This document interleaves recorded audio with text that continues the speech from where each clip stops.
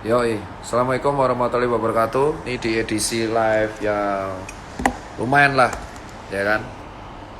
Di sini saya di sebuah mall, dimana ini sepi banget, gak ada yang berkunjung karena semua patuh akan yang namanya protokol. Ya, semua patuh akan protokol. Ada yang cuma separuh kuota, bahkan ini tutup baru jam 8 gitu. Di sebuah tempat di Jakarta. Barusan hari ini kita mendapat beberapa kabar yang luar biasa. Salah satunya Pak HRS ditetapkan sebagai tersangka kerumunan. Dan karena beberapa kejadian. Kedua, beberapa restoran, ada salah satu restoran di Jakarta Selatan dipos oleh Adam Denny, itu ternyata ditutup permanen karena melanggar protokol. Lalu beberapa angkringan di mana di daerah Bali itu di sidang karena melanggar protokol dan didenda juga, ada beritanya. Dan kemarin Sahabat juga kena karena protokol yang pas opening. Tapi di satu sisi itu kita hampir 10 bulan melihat lah, kalau emang membuat kerumunan bisa jadi tersangka, ya terlepas saya jujur buat kerumunan, bagi saya semua tidak bisa dibenarkan. Asalkan ada, tidak perlu untuk sampai seperti itu, tapi asalkan ada teguran atau apapun itu loh. Tapi ketika salah satu ada di proses hukum, apalagi izinnya dicabut kayak restoran, itu akan menyebabkan kecemburuan sosial. Karena di lapangan 10 bulan saya melihat sendiri banyak industri tempat hiburan, banyak industri restoran yang karena itu dimiliki oleh pengusaha dan tokoh terkenal yang verified, mereka tanpa protokol pun biasa aja.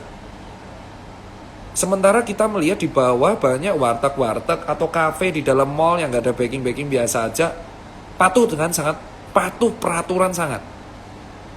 Bahkan saya bertanya dengan Pak Menteri Wisnu Tama, ya kan? Saya bertanya, itu restoran harus mendaftar CHSE. Ada 11.000 yang mengajukan. Sementara di Bali semua resto juga patuh peraturan.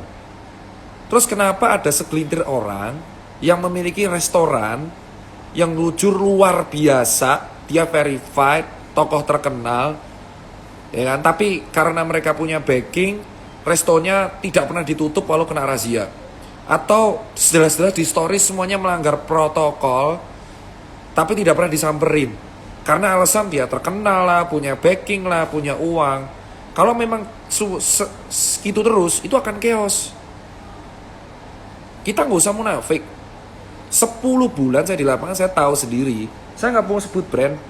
Sekarang kita lihat hari ini resto di Jaksel dicabut izinnya. Permanen, bos. Angkringan di Bali 2 orang disidang, bos. Ya, Sahabat kemarin kena sidak ditutup sehari. Kita di sini tahu ada beberapa lounge atau beberapa resto yang dimiliki oleh beberapa figur tokoh terkenal dan pengusaha, dan jelas mereka tuh di story nggak protokol, atau mereka jelas-jelas gak pakai masker. Tapi apakah kena tersangka? Enggak. Dan puncaknya Habib Rizik tersangka kerumunan. Terlepas dari tindakannya Habib Rizik kerumunan, dia salah, beliau ngaku salah kok. Tapi kalau ini terjadi akan menyebabkan efek domino. Terlepas saya setuju apa enggak tersangka, itu yang nentuin polisi. Tapi yang saya sorotin rumah makan. Rumah makan tuh gak adil. Ada warteg yang kena sanksi, ada kafe yang sangat patuh protokol. Kafe banyak banget yang patuh protokol, sampai jam 8 tutup, ada yang 50% kuota. Itu ngurangi omset loh. Ngurangi omset, ngurangi segalanya. Tapi di satu sisi ada restoran-restoran dan lounge yang jelas mereka melanggar protokol tiap hari dan mereka nggak takut. Dengan alasan, ya saya punya backing, saya cari makan. Loh, semua orang cari makan. Semua orang cari makan. Di sini semua orang cari makan. Kalau memang yang tegas hanya buat gimmick, terus buat apa? Buat apa ada razia, buat apa ada seperti itu?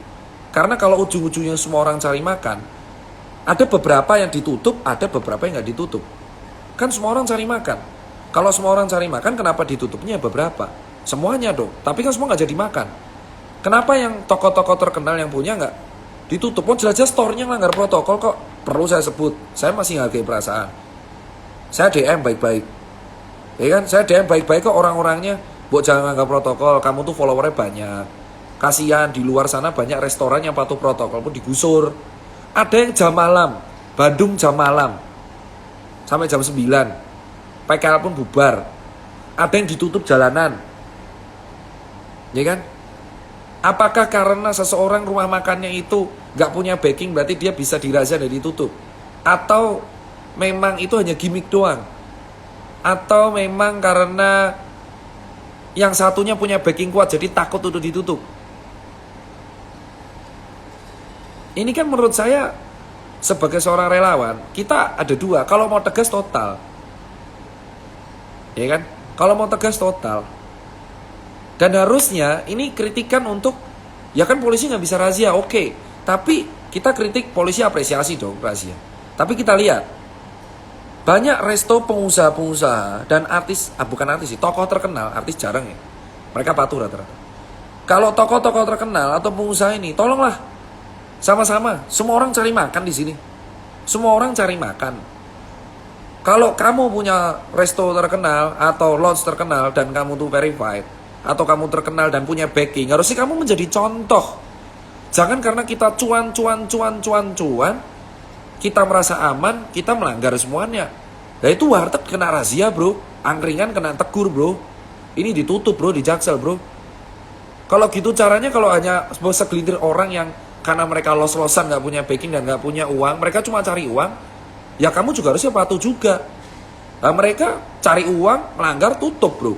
Nah sampean gimana dong? Belum habis ini tahun baru ini perkara konsisten. Konsisten bukan dari hanya penegak, tapi dari pelaku usaha juga. Kalau sesama pelaku usaha tidak mau menahan diri hanya karena cuan, ini kasihan pelaku usaha yang baru start up, baru merintis, belum apa-apa kena razia.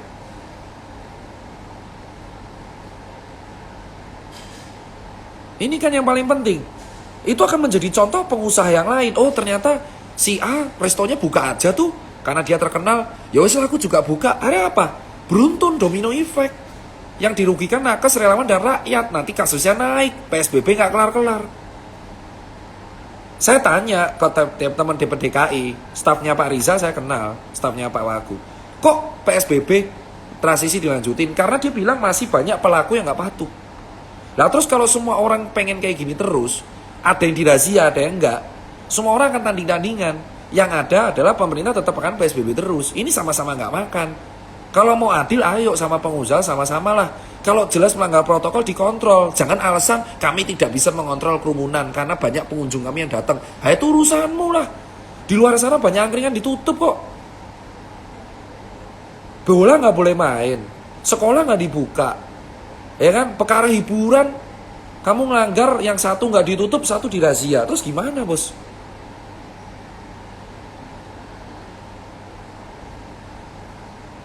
Ini kita berkaca aja. Sekolah nggak dibuka bro, gym aja 20%. Ya, Om Deddy cerita kemarin gym aja kayak gitu. Ya kan, tempat ibadah aja Maret April Mei sempat. Sementara pengusaha yang terkenal karena alasan cuan nekat melanggar protokol. Ya kalau nggak kayak gini nggak nutup dok. Lah terus semua orang yang di bawah nggak nutup. Apakah orang warteg ini nutup? Enggak. Apakah PKL itu nutup? Enggak. Warung bakso juga kehilangan. Ini kafe-kafe di beberapa mall juga habis. Yang di mall, kalau kamu datang ke mall itu semuanya patuh. Mau datang pengunjung apa enggak, mereka patuh. Jam 8 tutup ya tutup. Apalagi Bandung jam malam. Kalau kita memberi contoh yang tidak benar, follower kita akan mengikuti. Manusia memang tempat salah, jelas. Tapi kan ada beberapa yang bisa dicegah. Apalagi kalau kita punya usaha, itu yang jadi masalah bro. Ya kan? Karena apa? Tidak mungkin polisi bisa menindak semuanya. Mana mungkin polisi bisa menindak semuanya? Kalau polisi menindak semuanya, habis bro tenaganya. Harusnya kita tuh kesadaran masing-masing. Kalau kita pengusaha terkenal, kita tokoh terkenal, dan kita punya usaha di bidang yang bisa mengulang kerumunan, tahan bro. Ini I.O. Event saya tadi tanya Pak Dino Hamid, owner Berlian.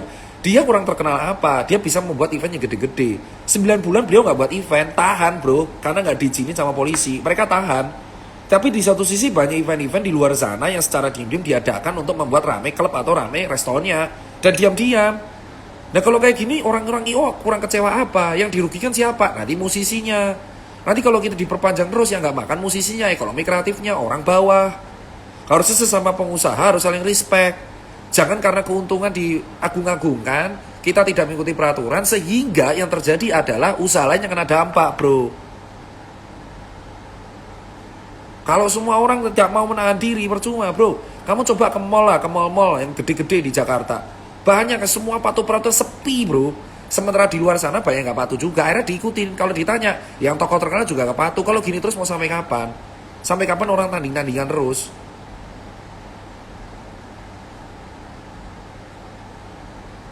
Iya kan?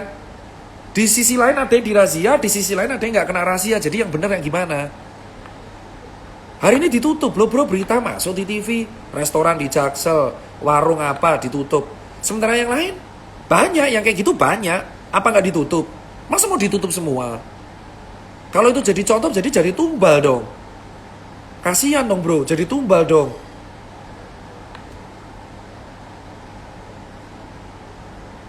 Saya dulu edukasi Dolywing digoreng. Sekarang semua orang pengusahanya yang dulu yang goreng saya malah ikut-ikutan buka. Terus gimana dong? Kasihan bro. Kamu ke mall, ke warteg sepi bro. Semua orang nggak bisa makan. Maka orang-orang pengusaha yang punya backing ini harusnya edukasi dong.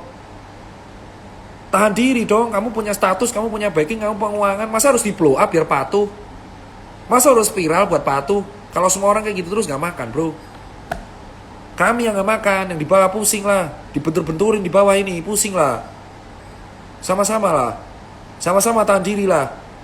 Ini udah Desember bro, Covid mau setahun. Solusi dari saya adalah satu, pengusaha yang terkenal yang memiliki industri F&B banyak dan lounge yang potensi kerumunan, tahan. Edukasi yang baik, karena kasihan di bawah tuh kena rahasia semua. Kamunya enggak, karena kamu tuh tokoh terkenal. Jangan nunggu viral dulu. Kedua, buat bapak-bapak Satgas Covid dan penegak hukum, mungkin harus dievaluasi yang kerumunan ini gimana. Karena kalau satu ditutup, satu enggak akan menyebabkan kecemburuan. Kan pusing bro, saya udah pusing nih edukasi Covid sampai kapanpun. Belum edukasi vaksin lah, edukasi suplemen lah, edukasi makan sehat, edukasi UMKM. Banyak bro beban relawan ini. Dua hal ini harus dilakukan. Satu, buat pengusaha tahan diri lah. Kasihan yang di bawah ini banyak pengusaha juga. Yang kedua, para penegak ini dijelaskan juga. Kalau ada satu yang ditutup, yang lain pasti protes. Dia pasti protes, kalau yang lain enggak. Karena terlalu banyak yang melanggar. Gimana dong? Pusing dong. Itu aja kalau dari saya live singkat. Mumet deh.